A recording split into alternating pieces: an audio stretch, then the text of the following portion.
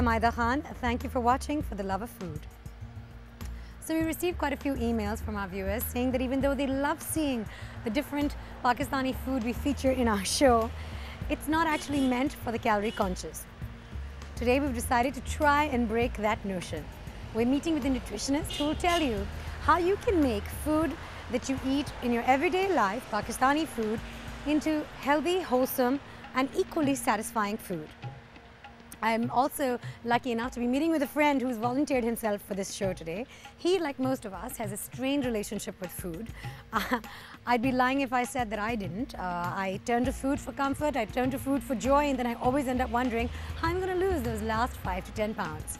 So I'll be showing him how he can lead a healthier lifestyle, yet still retain the flavor in his food. By now, you can probably tell I'm a huge fan of desi food. The base in our cuisine varies from vegetable oil to clarified butter, and in most decadent meals, animal fat. You may also have picked up that in most of our travels, I am quite concerned about the quantity of oil or ghee that is used in authentic desi cooking. I may not be a professional nutritionist, but after all these heavy meals, I have gathered my own database of food knowledge and I'm excited to apply it today.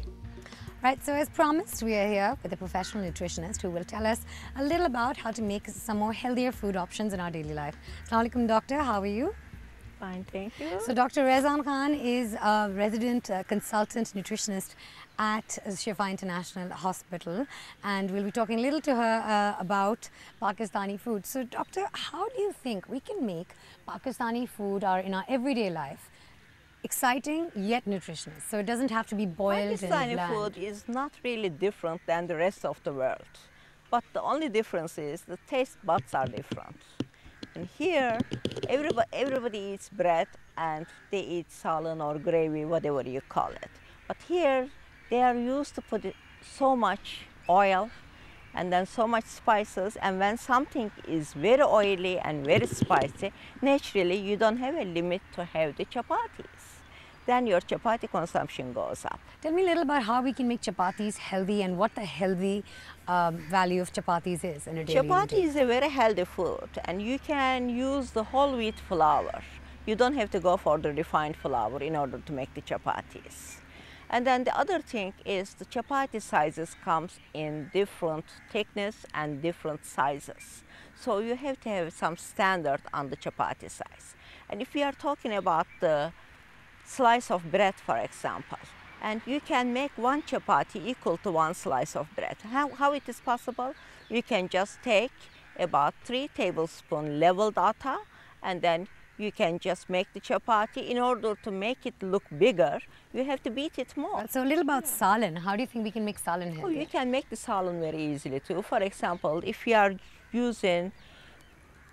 are cooking for the whole family, if there are only 6 persons in the family, including the servants in Islamabad especially, so for the 6 person, you can easily use 2 tablespoons of oil, and then with that 2 tablespoons of oil, you can just fry the onion, garlic, ginger, all those things, and then you can put the piece of meat in it and then cook it properly. That'll take a little longer, right? Slow heat, yeah, slow heat. Cook it longer, you can put your spices, whatever you want to put. Then when it's almost done, you can chop off the vegetables and include in this, and then dump it so they can share the oil. So it's not very difficult. That's interesting. So you don't have to boil just your food. You can add a little bit of oil, and as long as you're slow cooking it, everything absorbs that oil. That's it. And you're still getting your oil content in it. And olive oil, I believe, is healthier than It is regular healthier. oil. It's Well, very if you just give me a moment, all this talk is making me a little thirsty, so I'm going to go grab us something to drink and then come back and chat a little with you about maybe nutritionist drinks that we could have. Okay, that's great.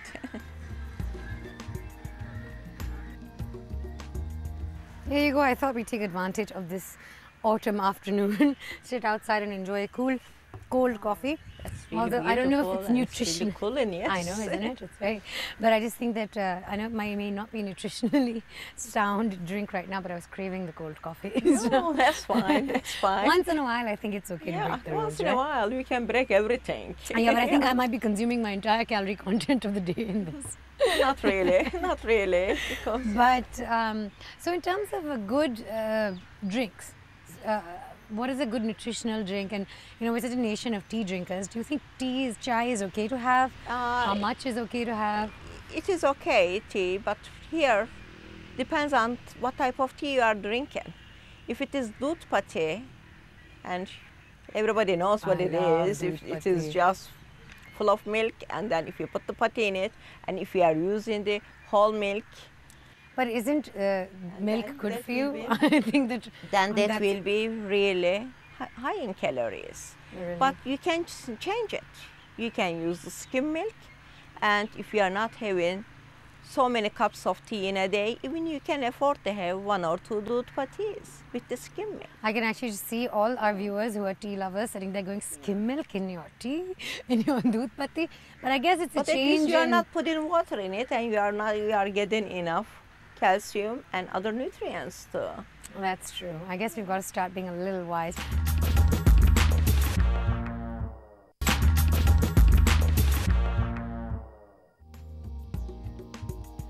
So I'm just going to introduce you to a friend of mine who has had struggled with his weight for quite a while. So let's see if we can make his life a little healthier. Hey Wes! Hey! Come here. All right, Wes, guess what I found for you? I have found Dr. Rizan Khan over here, who is going to help you. She's a nutritionist, and she's going to tell us how we can make your life a little healthier. You know, so let's talk a little about how we can make your life a little more nutritious, but also give you satisfying food options. What do you generally define a food day for me? Like, and you know, what do you eat usually, and how long you've struggled with weight, and what have you tried already to try to get rid of it? As I sensed a certain formality in Dr. Rozana's line of questioning, I jumped in to take over the interrogation. So essentially, his trouble spot looks like no breakfast and a heavy lunch. I drink a lot of water though. Water, that's a good Definitely. Are you a fast eater? Yeah, I'm a fast eater. Yep. ABC of losing weight is slowing down. Yeah. Slow down with how you eat. It's obvious that Oasis' biggest problem in maintaining a healthy weight is some unfortunate food choices due to a lack of options, coupled with late eating habits and zero exercise. So now, Doctor, what would you recommend for him in terms of, let's come up with just an ideal food scenario for breakfast to lunch to dinner? Breakfast, that's a must. What time do you go to sleep? 11, 12-ish. What time you have your dinner? Just before that. See, that's why he is not hungry. So you have to just switch your dinner a little earlier. Then maybe we can have a little walk after dinner too, no problem. Then you can have a good sleep. When you're out, I mean, you don't have to go for the kadhais and the, you know, the greasy stuff as well. You could actually force yourself just to have the barbecue, because all the places have some barbecue or tikka or something of the sort, which is equally fulfilling. And it's not fried in grease. Let's you and I go now, and I'll show you how you can cook a healthy meal that is not gross, and it'll also help. It'll also be a little satisfying. Not gross. I take offense to that. Okay, so let's change a little bit of the food. Yeah. Let's change our food attitudes just a little bit. I meant that something that doesn't make you cringe because it's too healthy. Let's go and cook something that's healthy and still desirable, and you're not going to come out of it thinking, oh, I wish I'd eaten more. So let's go and see how that's done.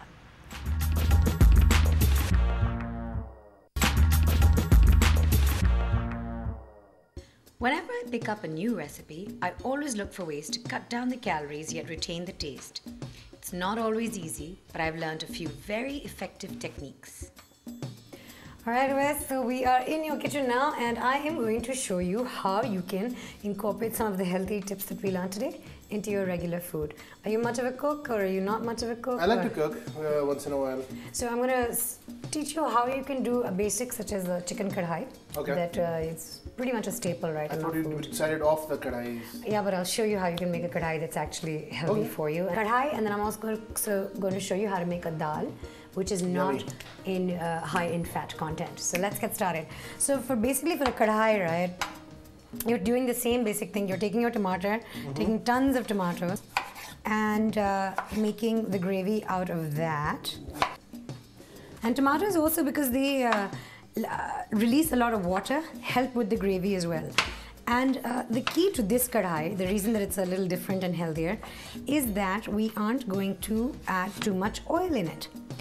Now, you know how you have your kadhais outdoors and they're always drenched in oil? Drenched in Yeah, that's the biggest problem with it. And now 90% oil and 10% chicken. Absolutely. The concept that people don't understand is that oil needs to be used. See, oil is actually just a heating medium. So what it does is that it transfers the heat from your patili to your food itself. That's it. So that your food cooks properly all the way in. You don't need a ton of oil to be able to get that happening. You need a little bit of it so that it transfers the heat into your food, but you don't need too much of it. All right, thanks for lighting that. Now, check this out. We're going to take a little bit of olive oil. And I'm using olive oil because it's healthier. This is all you need. It's literally That's about a teaspoon. Yes, I apologize. But No, it's awesome if we can make it. I know, we can. We absolutely can, because I'm going to use tomatoes and I'm going to use a little bit of yogurt as well. That gives it a nice curry kind of base. Right. And you don't really need the oil to do much.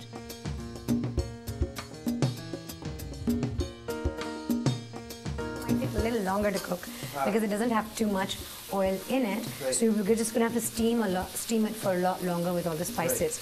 So now really quickly, I'm going to throw in your basics in this. I'm going to take some salt. Sorry, I'm making myself completely at home.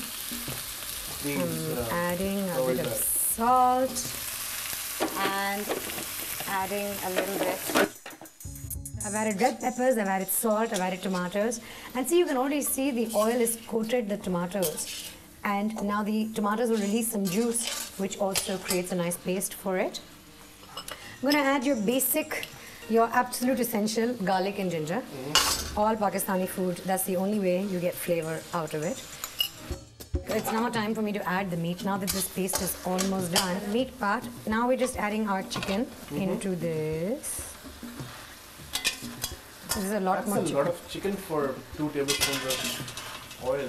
Just watch. I promise you it's going to turn out to be worth it.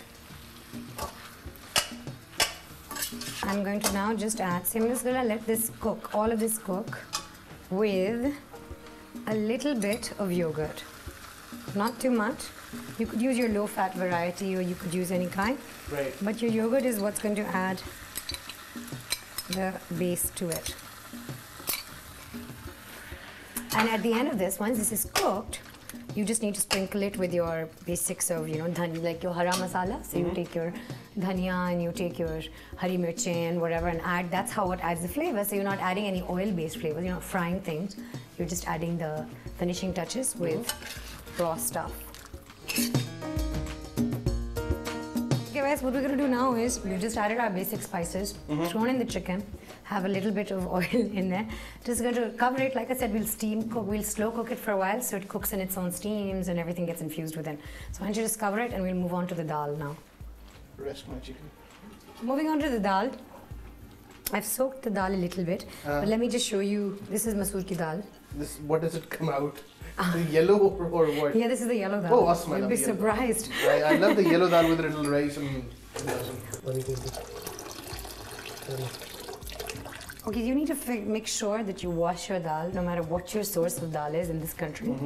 We're going to need to wash your dal because check this out. I've just put in the water right now, and all of this stuff is not junk you need to be eating. I'm going to throw in some dal. I'm going to throw in some water. Can you get me a couple of tomatoes, please? So these tomatoes will add the little khattaness to the dal. I'm essentially of Hyderabad, Dakkani influence. My mother's Hyderabadi, yeah, so I don't know that. I am.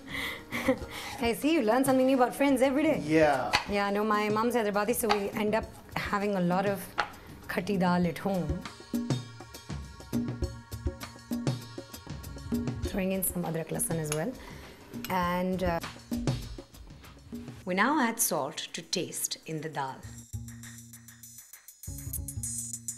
This is the way you add the, you know how I was showing you that orange dal? Yeah. This is how it goes yellow. You add a little bit of haldi to your water while you're. It also adds a little bit of a taste and it colors the dal as well. Basically, I've thrown in everything into this dal. Right. And that's it. The flavors will all come from this, and then we'll add a little bit of a tadka at the end. I'm not going to feed your dal without the tadka. but the tadka is also going to have very, very little oil in it. So just going to cover this. This is steam cooking. This is cooking on its own. It's going to boil for a little bit. So let's leave this to cook for another half an hour while we carry on our conversation. Sure. Finally, I chopped some cilantro and green chilies to stir into the kadhai right at the end. This way, the flavors remain fresh and the greens stay bright.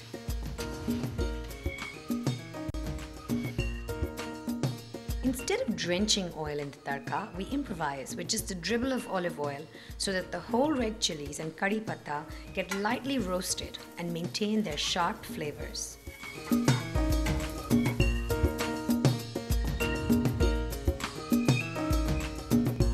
We moved outside to enjoy the meal I cooked. I was a bit nervous about the reaction to my cooking, as the Oais had so far been used to really rich and heavy food.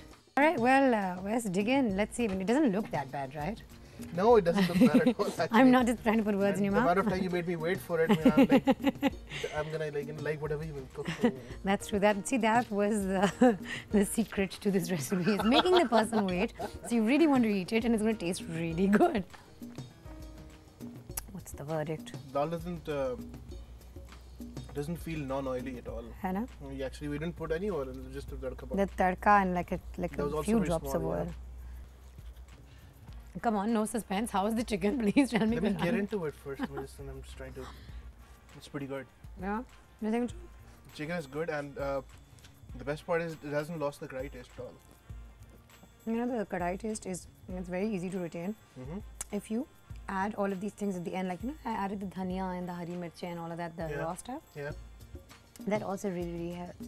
So basically, what you're saying on national TV over here is that if we come and check up on you, you would have lost some weight, gotten a healthier lifestyle in the next. How many months do you want to give it? How many months can you give me? What, 3 months maybe? We'll come back and check in on you. Let's just check back in 3 months. We will check back in 3 months and we will remember this. And we'll come back and maybe we'll take a look and see if you're managing to maintain his lifestyle. I don't know, I was on Jerry Springer though for fat people. It's not about fat people. It's about a healthy lifestyle. We want you to have a healthy lifestyle. No one's preaching thinness to you, okay? Because being skinny is another problem. Yeah. So I guess in your lifestyle, you're gonna start eating slow. Although you're eating really slow and it's really cold over here, so your food is getting slow. You want to know how I can get like really slim so fast? Oh. Keep a camera on me. Yeah, that's true. So maybe we'll put you. Oh wait, okay, Jerry Springer. We're really going to have a reality show going on you then. Yeah. All right. Well, so we're going to catch up with you in 3 months. How else? I'm keeping an eye on you and a camera on you as well, apparently. But thank you so much for joining us today, and hope to catch you again next week on For the Love of Food. And if you have any comments about our episode, or if you have any suggestions for our guest today, Oais, because considering everyone seems to have an opinion on him today, please send us an email on flf@dawnnews.tv.